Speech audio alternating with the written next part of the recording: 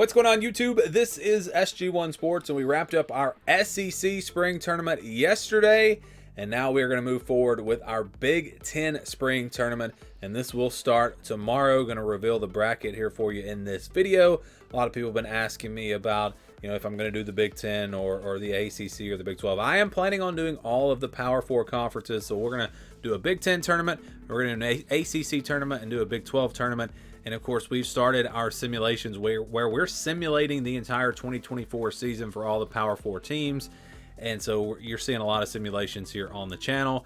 And of course, when NCAA football, or I should say when college football 25 comes out, we will simulate the season again on the new game. So lots of simulations. If you like those, you're in the right spot. And let's get to the bracket here for the Big 10. We've got Ohio State as the 1 seed, Oregon is the 2 seed. If you're wondering how I seeded the teams, I just really went off of the expectations, what I've been seeing most people expecting of these teams, and myself as well. So how do I view the teams? How would I rank the teams? And I did move some teams around based off of maybe I thought, well, I'm really high on the team, but maybe most people are not, so I might have moved them down. Indiana is an example. I actually am pretty high on Indiana, not like a top half Big Ten team, but I don't think they're one of the worst teams. But I still feel like most people probably think they're not going to be very good. So that's just one example.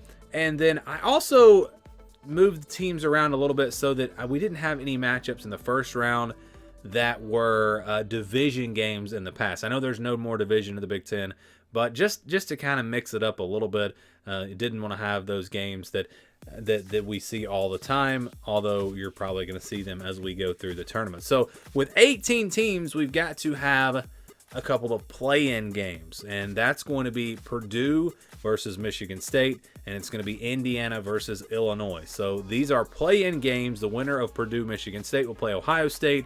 The winner of Indiana and Illinois will play Oregon.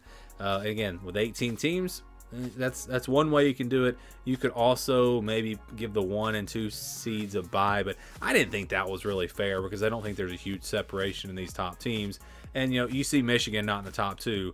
I really don't think it would be fair for Michigan to not get a bye, but Ohio State and Oregon get a bye when Michigan just won a national championship. So those are going to be playing games. That's how we will start this tournament off. And then let's look at the rest of the matchup. So on the left side, the 8-9 matchup, Northwestern versus Utah. We actually just simulated this game for the upcoming season, and Northwestern won that game. So we'll see if we get the same result this time, or maybe Washington wins this time. It'll be a different simulation. And when you do these simulations, if you're wondering, I don't know if I've ever really said this, when I do my season simulations, if there's a big upset, I do that simulation again. I make that team do it twice, and if they do it 2 times in a row, then I go with it. But if the favorite team wins the second time, then I'll kind of go to a best of 3, and I'll simulate that game a third time to see, to get a more realistic result. But within these tournaments, I simulate the game 1 time. Whatever happens, happens. That's why you see some crazy results sometimes that maybe you don't see in my season simulations. Of course, we, again, do see upsets, and if teams do it 2 times in a row, we go with that. But that is how I do the season simulation. So sometimes that's not the one and only simulation that I do. But we'll see what happens in that matchup. Michigan will play UCLA. I feel like Penn State's clearly going to be better than Michigan. I think most people view it that way as well. Some maybe would put Michigan at 3. Really doesn't matter with 3 and 4. But yeah, Michigan will play UCLA. That should be a fun matchup there. We're going to have Iowa versus Rutgers. Iowa, the 5 seed, Rutgers, the 12 seed. And then on the right side of the bracket, we've got USC hosting Nebraska. That one should be fun there as well. I believe those teams play in real life this year. I can't remember all the games. There's so many as you go through all these schedules. But there's that matchup. And then we'll have Penn State, the 3 seed, hosting Minnesota.